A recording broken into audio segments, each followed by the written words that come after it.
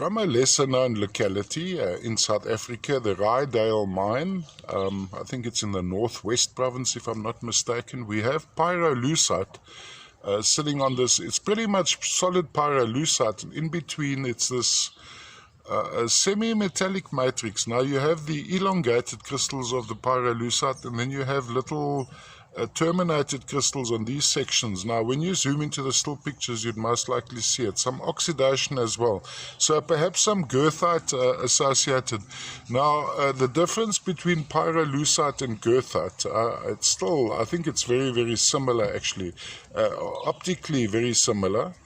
Have a look at that lovely patterning of the little pyrolusite, almost twigs compacting together into little starbursts across the matrix.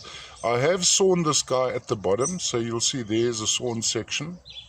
It was on a very chunky piece of ore, and of course the relative weight of this is pretty heavy. Size wise, we're looking at just under a palm size, so a good size. All the way from South Africa, from the Rydale mine in South Africa. From a display point of view, would stand flat like this, so going across here.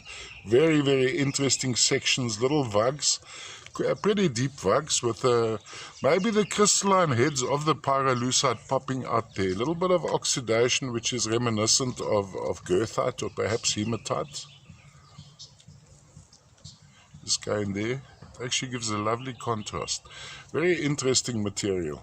And I find this actually quite aesthetically appealing, although it's a dark mineral. Very, very, there's bling bling sitting on this pretty dark matrix.